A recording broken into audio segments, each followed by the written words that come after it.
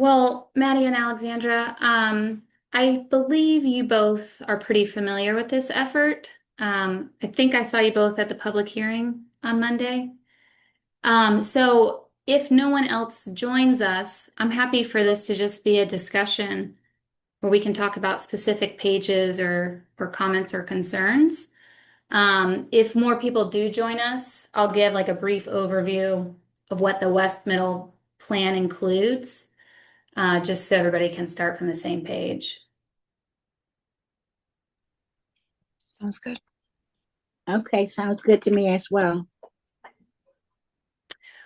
While we're waiting, is there anything that like is pressing on your mind or the first thing you want, the one thing you hope is addressed in this? I think I'm concerned about how we have the 14 plans, and I know I'm focused on the West Middle, but how is council going to digest all this information and be ready to vote on it? I know they extended it, so Yeah, so we have had one-on-one sessions with them and met or brought information several times to the Transportation Planning and Development Committee. So we've been giving them information and helping them digest it all. In addition to that, we've highlighted what pages are different in each plan and which ones are the same to try to help them, move through the material a little bit more quickly. mhm. And to your point, they've also delayed the decision. So it's kind of a number of things that we're doing to try to get them comfortable with the content. Right. Okay. There's also, a lot of this information has been on the project website, and we've shared updates with them after each phase. So the 2040 plan had a lot of involvement, both with appointed and elected officials and the public, and then the policy map as well. Those are the two things that came before the area plans. And so it's all building upon itself.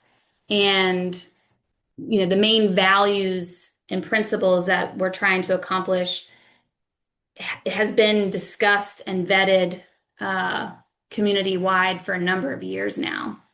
Mhm. Hey, Miss Brown, thanks for joining us. Hello, good afternoon. I was just saying I've spent some time with the other two members in this room, and so I'm more familiar with their kind of familiarity with this subject. May I ask if you've had time to read the plans or been involved in the process? Taking a quick look, a quick scan. Haven't deep dived into the plan as of yet, for my area. So, definitely coming in open to hearing what you have to say. Okay. Since you're joining us, and just to make sure we're all on the same page, um, let me go ahead and just walk through a few of the slides, but this is really meant to be a discussion and answer any specific questions that you might have. So just as a reminder, Hi Thelma, thanks for joining us. I'm going to go through a few slides and then we'll open it up for discussion. Just as a reminder, the community area plans, the reason for this work is that our community has been growing and will continue to grow at an exceptional rate. And so the intent is for these plans to influence and shape growth in a way that really benefits everyone, because we know that past growth has not benefited all of Charlotte communities, and we want to do that different moving forward. And that desire, that vision to make sure growth benefits everyone comes from the Charlotte Future 2040 plan. Let me move my.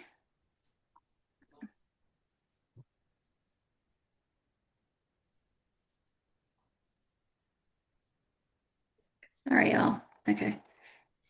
So as a reminder, the comprehensive plan is really the overarching vision of what we want to accomplish, which is making sure growth benefits everyone. And then after that plan was adopted in 2021, we did a mapping effort called the policy map, which supports and really shows where the comprehensive plan policies should take place across the city, right? Because it's a big document with a lot of direction. And so the map tells you more specifically where those recommendations should occur. But we always knew during the development of the comprehensive plan that we would need more detailed guidance. And that's what these area plans are. They take the citywide vision and the citywide goals and provide more detail about how those goals should play out in each unique geography. Like I said, the goal is to make sure that we ensure growth benefits everyone, which in this context means we increase access to housing choices, we increase access to job opportunities, to daily goods and services, and we connect the Charlotte community in a number of ways so that people have choices to get around, whether that's walking, biking, transit, or car. And so we call this creating complete communities.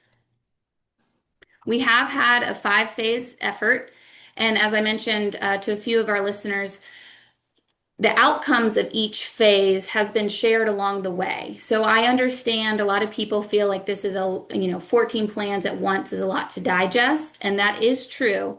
But we have tried to share information along the way so that those who are involved could, follow the development, and a lot of what's in there now is not a surprise.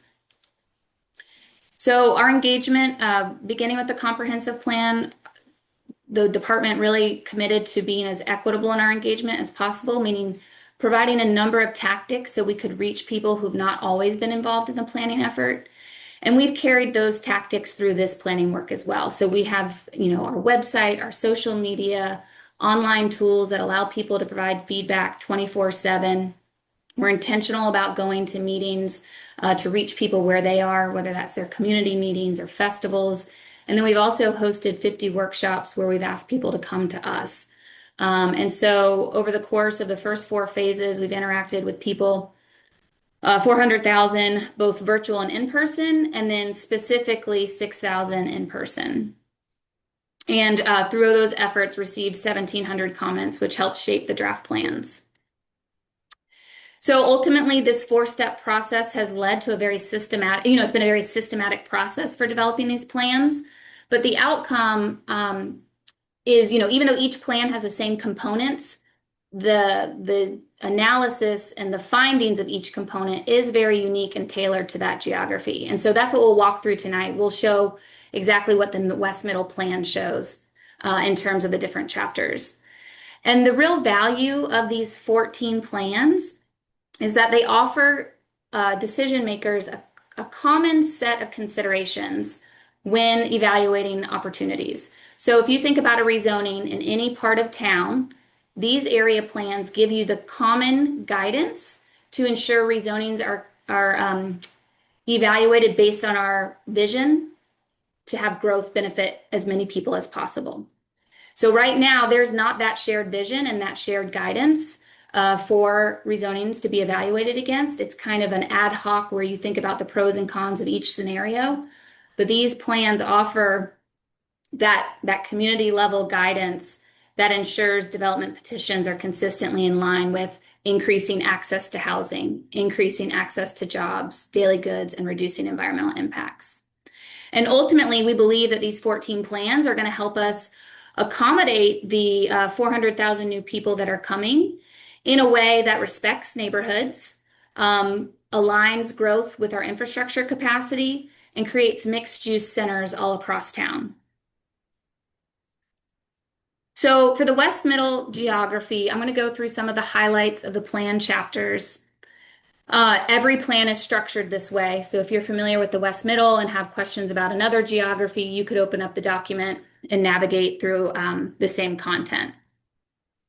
So every plan first starts with an introduction about the work and, again, what we're trying to accomplish, which is what I've covered. And then there's a community profile that highlights basically the level of growth that's projected for the area and a summary of demographics. So who lives there today and how is that the same or different from citywide demographics. Then we move into the meat of the plans, and this is where we begin by identifying each geography's greatest needs. And I've said this a few times, we're focused on increasing access and decreasing impacts. The reason why we are focused on that is because that's what the comprehensive plan says is important for being equitable. So this table that you see in front of you is a framework that's in the comprehensive plan, but it's at a citywide level. So this planning effort runs the numbers basically for existing access and existing impacts at the community level. And you can see within the West Middle, the greatest needs are really everything.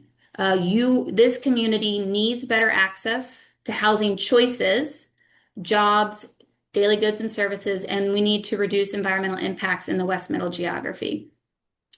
I will say that West Middle is kind of unique in that way.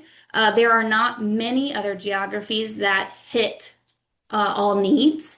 And a lot of this has to do with the existing development pattern.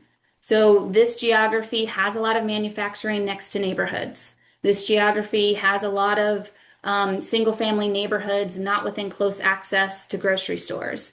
So these numbers reflect what's been built to date, and it gives us a good benchmark for knowing what we need to do different in the future to increase access and decrease impacts.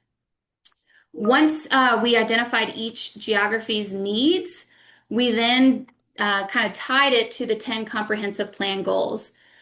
What's important is all goals are really important across the city, but if your council member or staff has limited resources to move the needle in the West Middle geography, this list of prioritized goals gives them an idea of what they should focus on first and foremost to really address your needs. The next chapter of the plan gives us a map, which is telling us how the area should grow and change over time. Again, this map is what was developed citywide after the comprehensive plan, but then we revised it through this planning effort through essentially 42 workshops. And so kind of the highlights here is that we want to respect established neighborhoods. So a lot of this yellow that you see on the map, these are your single family residential neighborhoods that exist. And that is important because those are homes.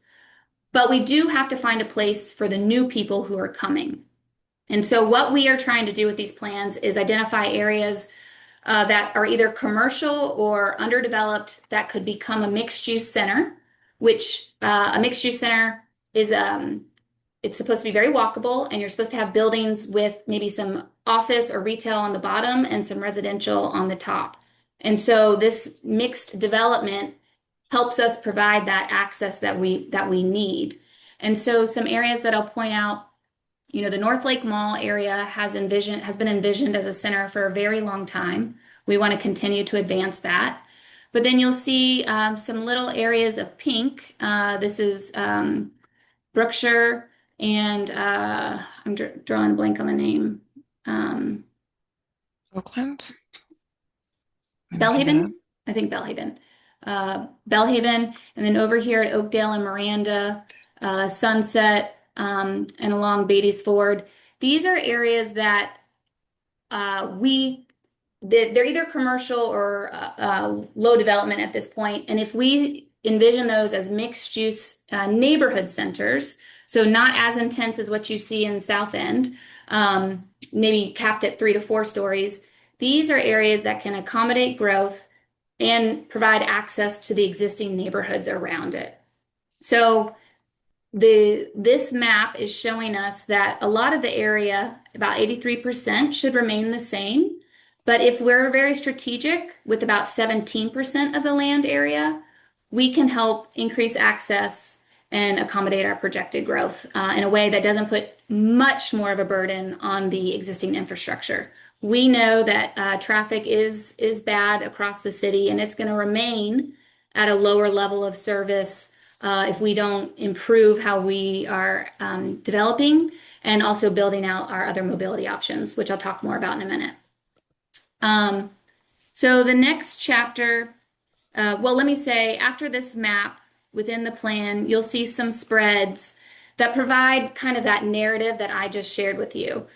If we allow existing commercial areas to redevelop into neighborhood centers, we address needs and advance goals. So I won't dwell on that too much longer, but then the next chapter called Supporting the Vision, this is divided into 6 different sections. And so I'm going to take you through a highlight of a few of them. The first thing that this section does is it recognizes that the city already has a lot of great programs out there that help support communities. Now, unfortunately, a lot of those programs are all over the place, and if you don't know what you need, you don't know where to look. And so in the appendix of our area plans, there's a neighborhood toolkit, and it catalogs all the existing programs within the context of increasing access and decreasing impacts, right? So if you want to help increase access to housing choices in your neighborhood, there are some programs that are available to you. And so you can go here and check them out. In terms of mobility, the plan does several things. One, it restates that the 2040 vision to create safe and equitable mobility is important everywhere.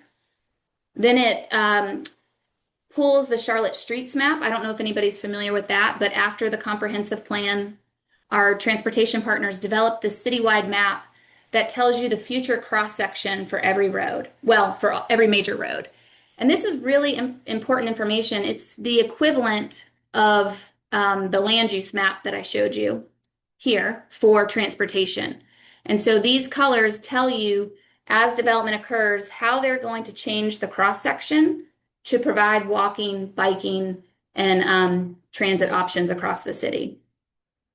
Then the next thing this chapter does is also summarize a lot of the strategic mobility work that's been done since the comprehensive plan and explains what the city's investment strategy is for its future capital dollars.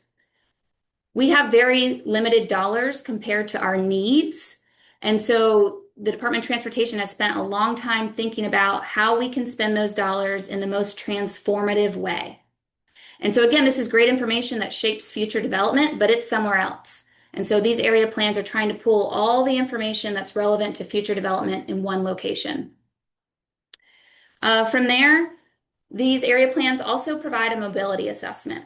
So I talked about the strategic investment areas. That's the city's dollars that they have to spend. This map and assessment will help inform private dollars as well as other city dollars that are available through programs. So for example, in these mixed use areas, what we've done is we've said, how are these mixed use areas functioning based on our aspirations? And these aspirations are from the comprehensive plan. And you can see that a lot of the areas are not functioning well. If it's a full circle, that means it's functioning well. And here you either have incomplete circles or half circles. So this becomes a data point that tells us when a developer comes in and wants to build in this area, they need to be addressing these shortcomings in some way with their project. So as a community member, if somebody's proposing a project in your area, it would be really smart to compare that project against this assessment. And then you could say, have you considered adding more pedestrian crossings? That would really help us improve our, mobility network here. So we're trying to provide information for everybody who's involved in decision making. From a city perspective, I mentioned that we have our SIA, but we also have dollars like our programs like the sidewalk program, the bike program. And so that's a different pot of money that they have to spend. And they'll be using these assessments as a way to inform how they spend their dollars. So that's a lot of what the plans do in terms of mobility. Moving on, I want to highlight, the open space does something very similar to this mobility assessment. It says, where do we need more open spaces? The thing about the open space one is, historically, the county has managed all park development. And the reality is they can't keep pace with our growing population. So the plans talk about how the city and private development needs to take a more active role in creating future open spaces. And so we take a similar approach and say, here's where we need more, and that should be used by developers and other programs to decide where to spend their dollars. In terms of environmental justice, so I talked about how the comprehensive plan prioritizes increasing impacts and or increasing access, decreasing impacts. This section of the plan really carries that forward and gives you more detail about how we can reduce environmental impacts over time. I'm going to navigate up to the policy map. We talked a lot with the community about how there's a lot of neighborhoods next to manufacturing. So neighborhoods are the yellow and manufacturing is the purple. And we asked the community, which one's more important, jobs or housing? And we heard they're both important. And so we don't want you to erase either of them from the map. Okay, I understand. But then what can we do to help with the environmental impact of houses next to manufacturing? For the first time, the city is providing that guidance. We're saying that in areas with high impact, we should assign or prioritize some programmatic dollars. We're also saying that heat is an impact that was not previously accounted for in our comprehensive plan, basically due to availability. And we have access to heat data, and this too should be an important consideration in future efforts. So you can see a lot of the heat impacts around some of the existing manufacturing and the more urbanized parts of this geography. This is where we should prioritize tree plantings, or we should prioritize cooling stations at mobility hubs to help reduce those impacts.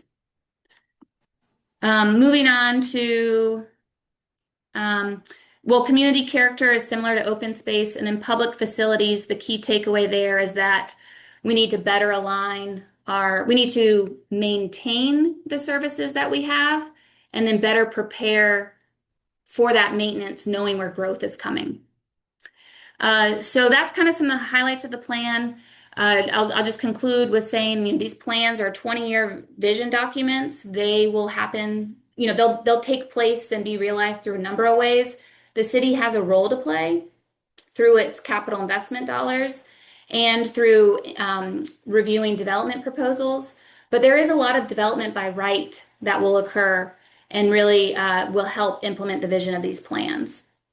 Further, we have another tool in our toolbox called specific plans.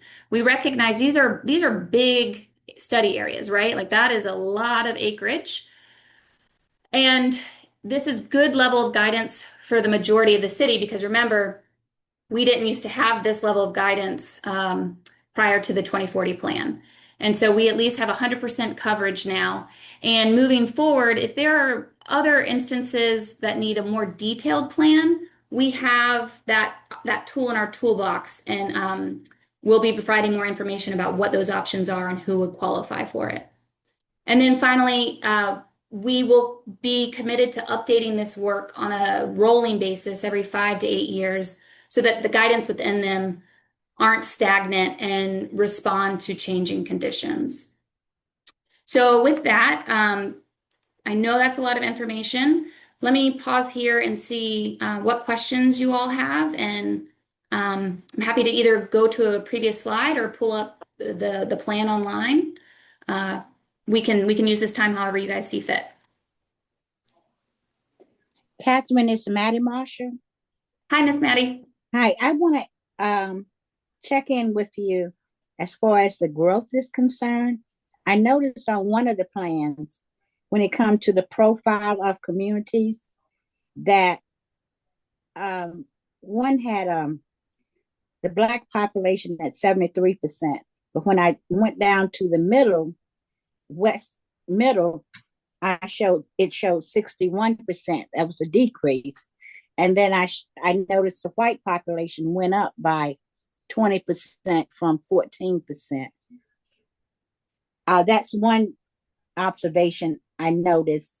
And then I wanted to check on the impact of the CityLink goal line as it pertains to the environment and tree canopy. So the demographics, it's not the plan is not recommending a change in the demographics. The plan is simply stating what the demographics are today. Does that answer your question? Can you put that slide back on the screen with the demographic? Sure. You guys are seeing Nothing right the now. full screen, right? You're seeing the full screen? Okay, thanks, Alexandra. So this is just a documentation of who lives there today. This graph over here, this tells us the number of new people that are expected to come, but it doesn't assign any demographic information to it. We just know that, a certain number of people are expected to come. Are you able to share where the 79% or 78% Black that was Miss Maddie referenced is located? 73. It was under the general West Middle plan, not the West Middle, the West Inner plan. So the West Inner has different demographics than the West Middle. Or I'm sorry, yeah, the West Inner has different than the West Middle. And that's just reflective of who's there today.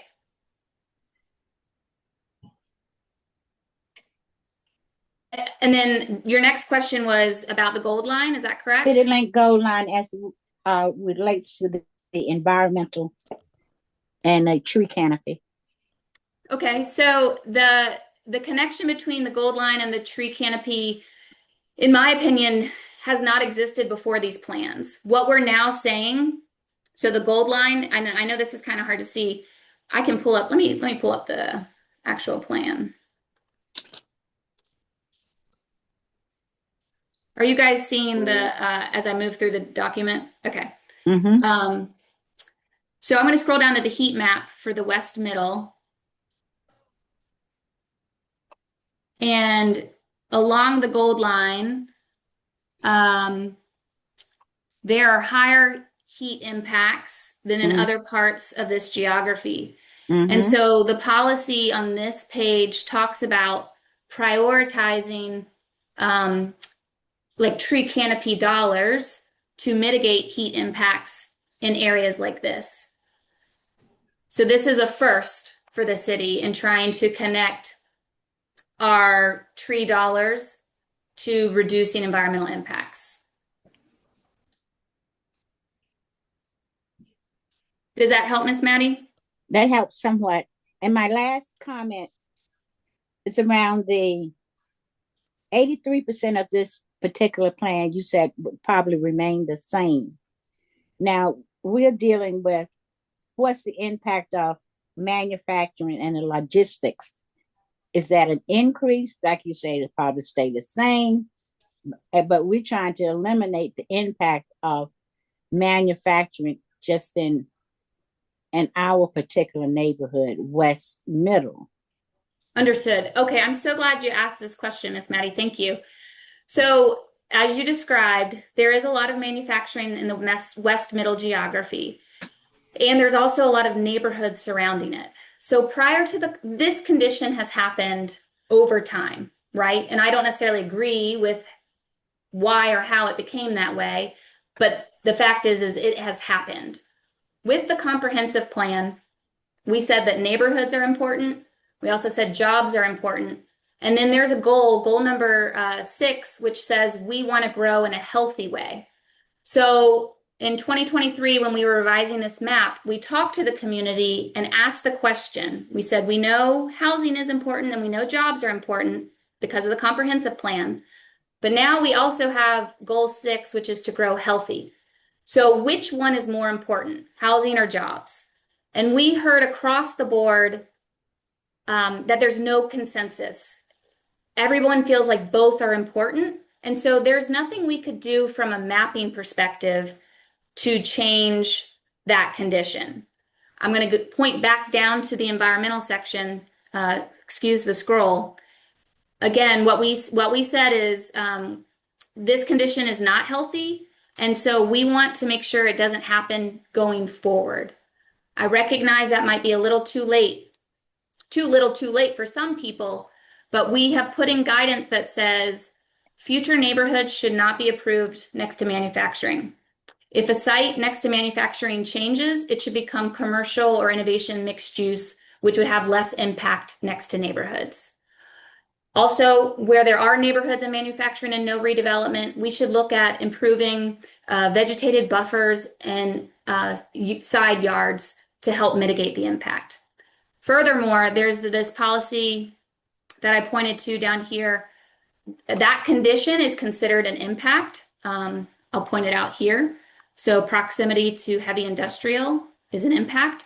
And that can become a data point for partners, like in corridors of opportunity. They have dollars that they are looking to assign, and they're partnering with some of our sustainability folks. And so they've talked about in areas of industrial and residential, is there some sort of programmatic support that they could apply in these areas to help reduce impacts? So just recognizing it and creating a policy that says we want to change it going forward is our step forward. The details of how that happens will be defined more thoroughly through our continued partnership with programs like Corridors of Opportunity and our sustainability partners and our tree partners. I want to take a minute and recognize Councilmember Johnson, who's here with us tonight. I appreciate you joining us. Thank you, Catherine. I appreciate this forum and the webinar.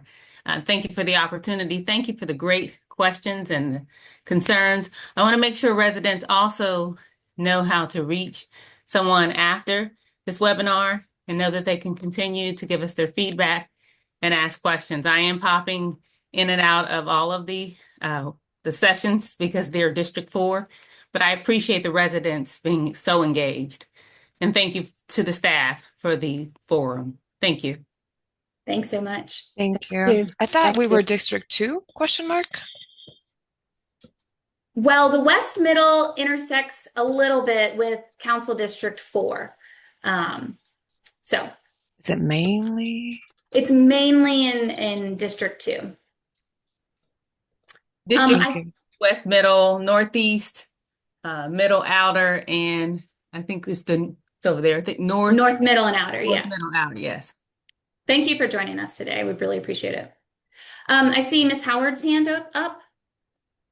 Thank you. So just kind of doubling back on some of the discussion that you've had earlier.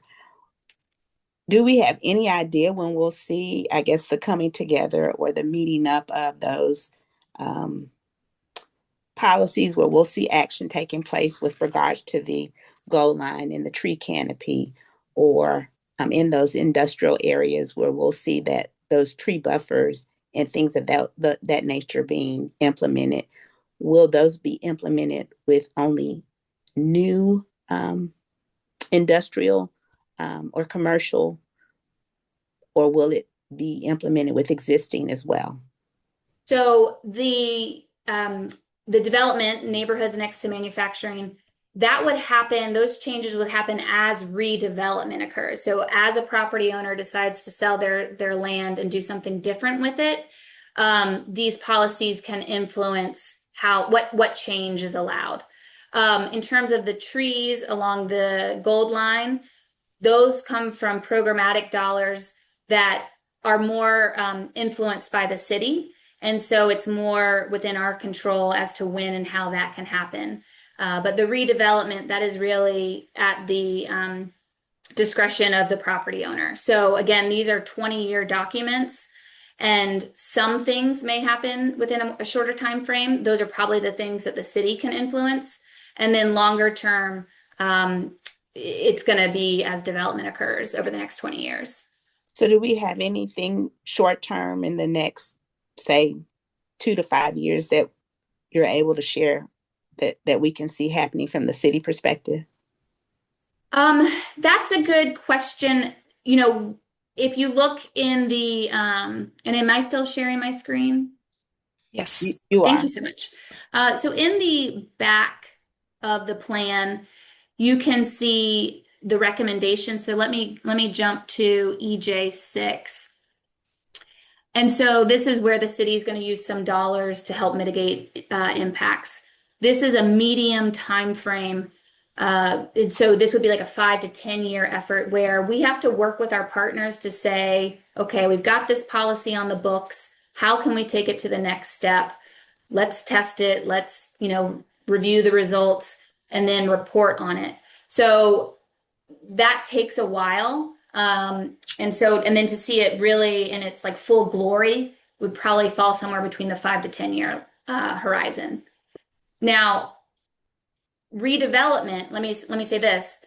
While you have to wait for a property owner to want to do something, as soon as these plans are active or adopted, they will start to influence redevelopment decisions. So, for example, these plans, if adopted this year, would influence rezonings as early as 2 months later.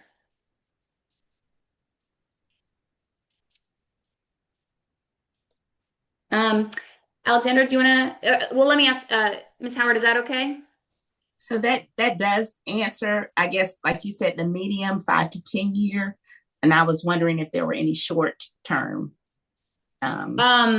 impacts that we will be able to see or anticipate. Yeah, what I described as like the redevelopment through the rezoning process, that would be a short term. That's the policy about not putting new neighborhoods next to manufacturing. That's categorized as short because this policy would be effective immediately or very quickly.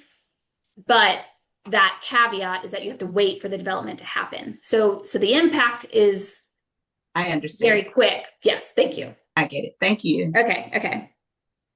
All right, Alexander, sorry.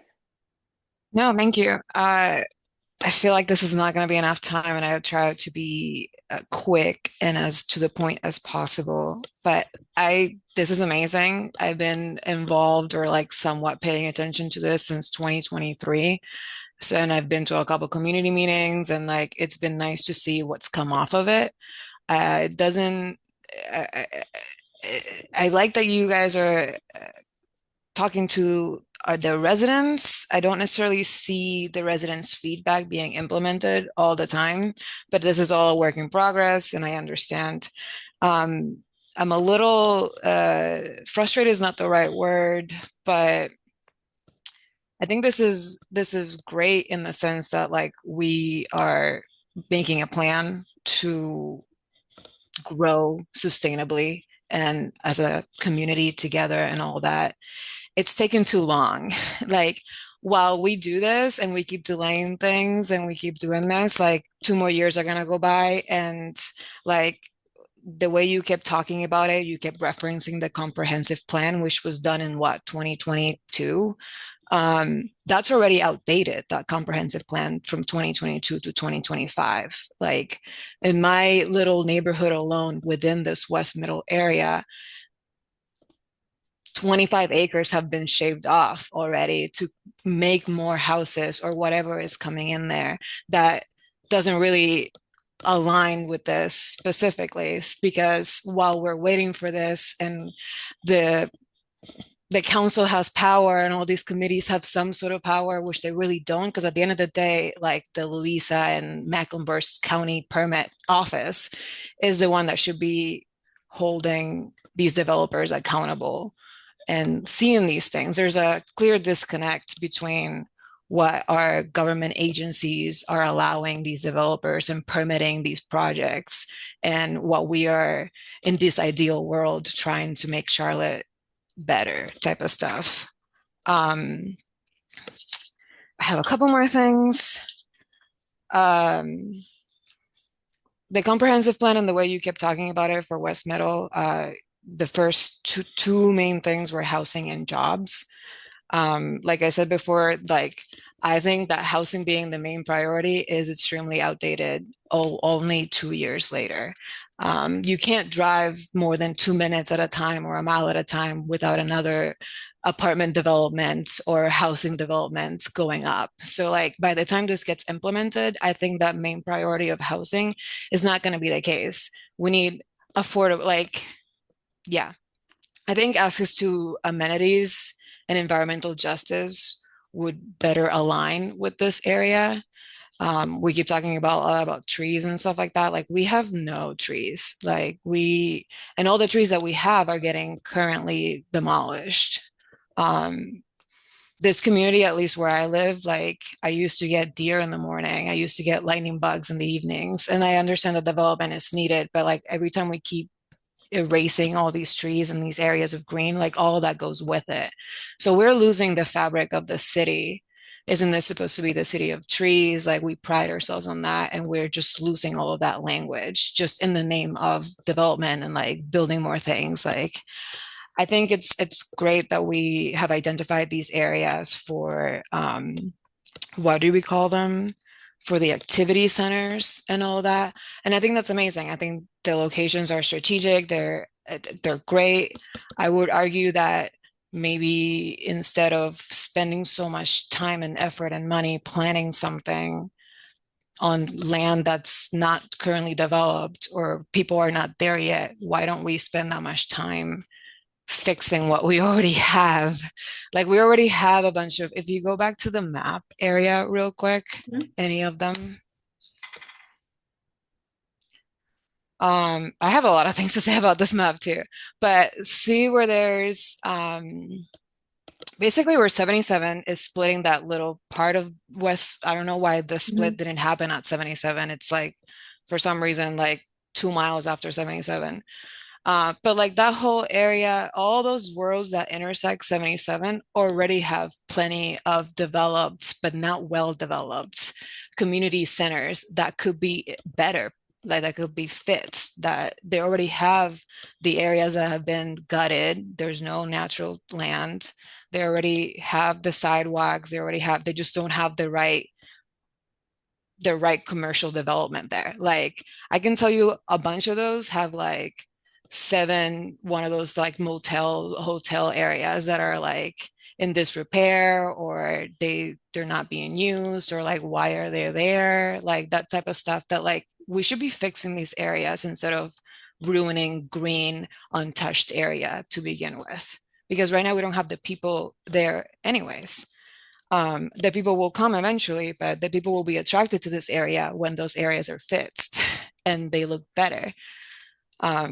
It's stuff like that that I think we have really good intentions. I just don't necessarily see it right now connecting to the real world in a sense. So if we look at this map and we see that green in the middle, first of all, there's no green here. One of the priorities here should be, like I said, more green and parks. And it's very unfortunate and frustrating to hear that you guys really don't have any control about that. Is you just said that it should be up to the developers to add more green public spaces here, which like impossible. Like if the zoning office isn't implementing that, like Mecklenburg County, Louisa, and land development don't hold these developers to a higher standard, that's never going to happen. So where that number one bubble is, that only green space in the middle of this yellow sea, that shouldn't, in my opinion, that shouldn't count as parks, because that's not a public park. That's just a golf course. It has trees, it's great, but like we can't go and enjoy that park. We have to pay to use that. So the scale, this might be hard to see, but we don't have private golf courses designated as open space on this, because we can't designate private property as parks and preserves. So this is owned by the county. But it's still a golf course, it's not a park. Well, they have, the county has different classifications of the facilities that they offer. But Alexandra, if you don't mind, just for the sake of time, I'd like to get to a few other people's questions, but I would really like some time. I know you've been very thoughtful and spent a lot of your time with these plans. And if you're interested in just continuing the conversation, I'd be happy to schedule some time with you and we can just kind of go down your list of Definitely, concerns. because that last statement that you made, like we're relying on comprehensive plan, we're relying on the county records. Like I would just challenge you guys to better identify what a park is or what open space is for the benefit of the community. Yeah, I think through more conversation, we could definitely like identify some clear recommendations for this effort.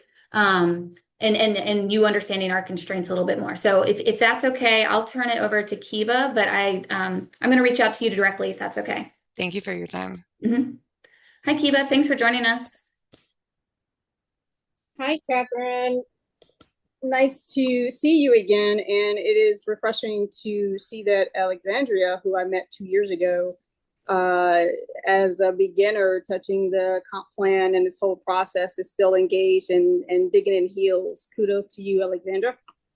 My question, well, actually I have two, and one of them is probably Moreline, or at least neighboring. It's maybe UDO adjacent. I'll claim Okay. You mentioned after Ms. Marshall asked her question, you mentioned recommendations of increasing vegetative buffers where neighborhoods are kind of bordering manufacturing and logistics.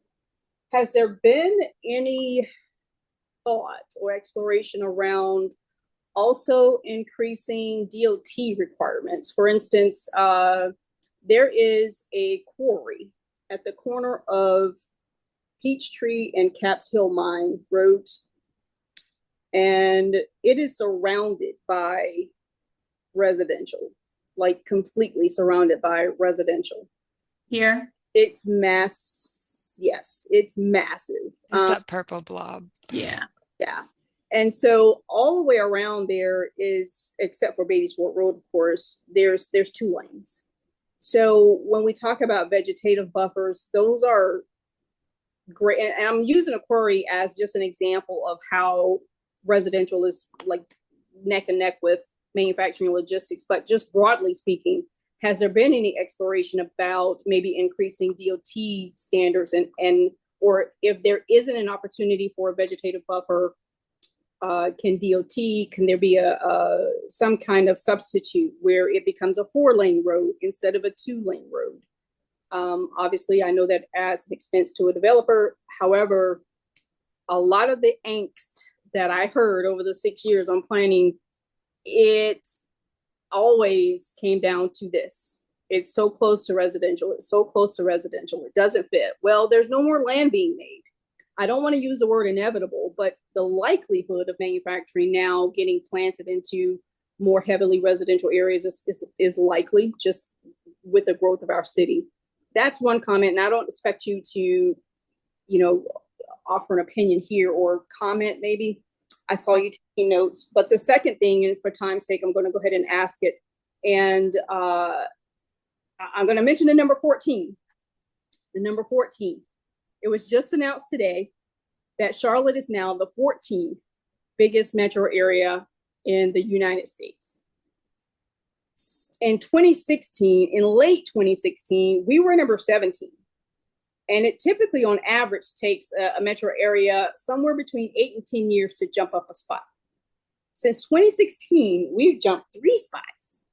Is there any, considering that, is there any, does planning staff anticipate at least exploring the idea of revisiting the comp plan update earlier than the already planned 5-year period?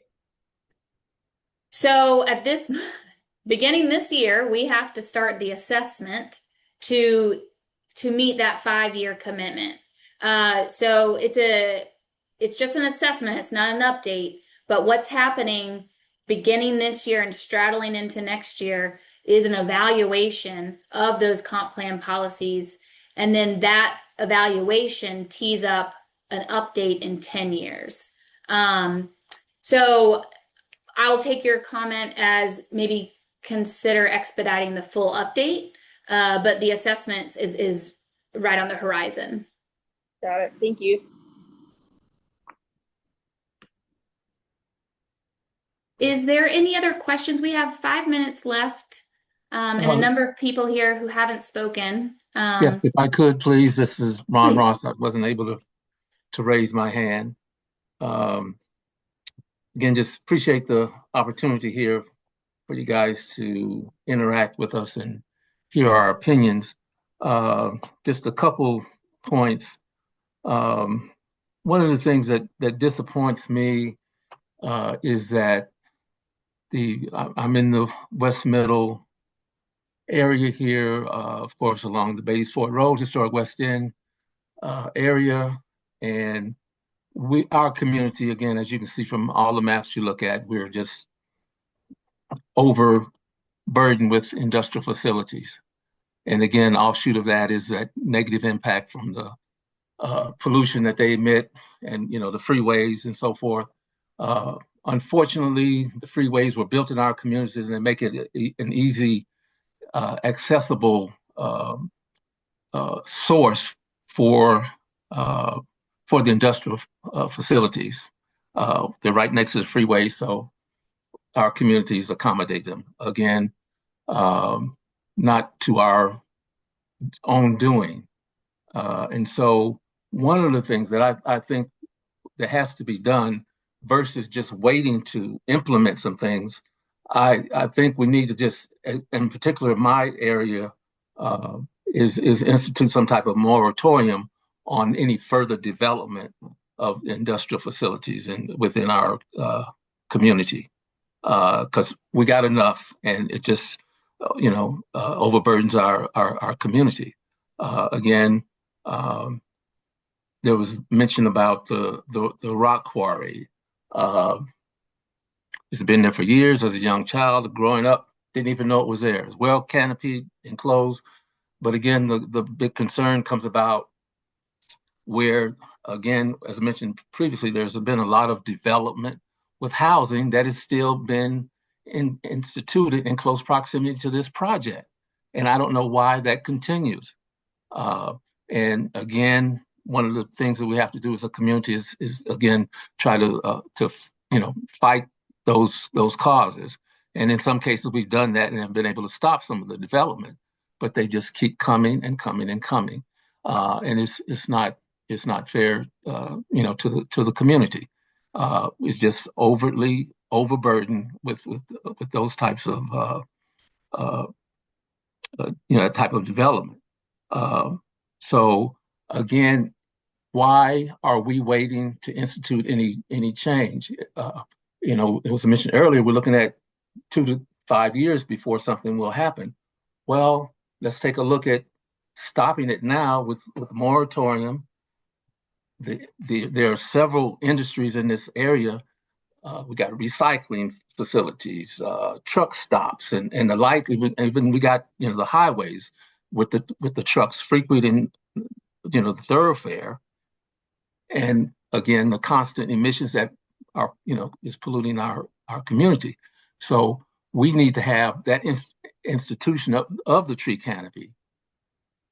We need to do some innovative things. We need to get some vegetation on the walls, the sound barrier walls that pass through our community. Those are some things that we can do now. Why are we waiting? We already have the problem. We know we have a problem.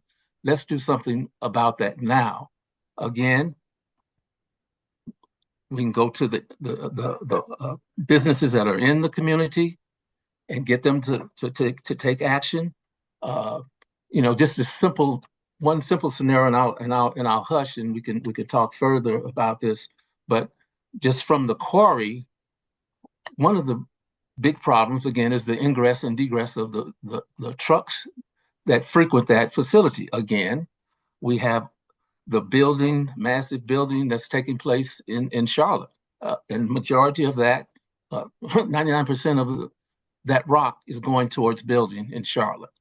Okay, trucks are emitting all of the dust. There's blasting and all those things. Let's get some restrictions to deter what's happening there.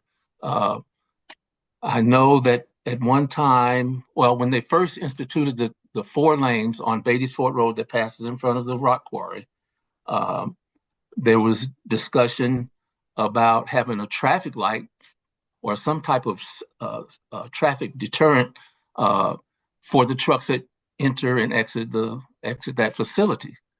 Those trucks are big, diesel trucks, and they have to, once they get out into that 4 lane, they got to bust their butts to get out of there and get over on the other side of the street to get out there to beat the oncoming traffic.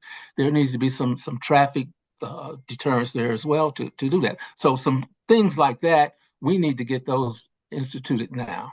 Mr. Ross, I actually really, really appreciate those very tactical and tangible suggestions. That is the type of feedback that is very helpful for us because I'm kind of a big picture person and I'm thinking development patterns. And so I put in a recommendation that I think will help in the future, but specific suggestions like that are also very meaningful. And that kind of feedback, we can figure out how it shows up in the plans. I will say these plans cannot stop development. And so that is something that lies, with our appointed and elected officials. But the feedback that you shared is very meaningful. And I would encourage everyone on this call, if ideas like that come to mind, please continue to add them to the online comments or the online documents. We're also available for office hours, Tuesdays from 11 to 1 and Thursdays from 3 to 5. Or we're happy to connect one-on-one with all of you, either in person or online. So I would love for us to keep the conversation going. I know 1 hour is not sufficient. And so I don't want you to leave feeling like the conversation was abbreviated. We just have committed to also talking to, we've committed to talking to the whole city tonight. And so I need to move on to the South Inner Area Plan. Let me put the email address, charlottefuture2040@charlottenc.gov. If you guys want to keep talking, please send your name and what works for you, and we will reach out directly. And I really appreciate everyone coming tonight for more conversations. Great feedback. Thank you. Thank you for the opportunity, Catherine. Yes, thank you all. I really appreciate it. Thank you to the residents.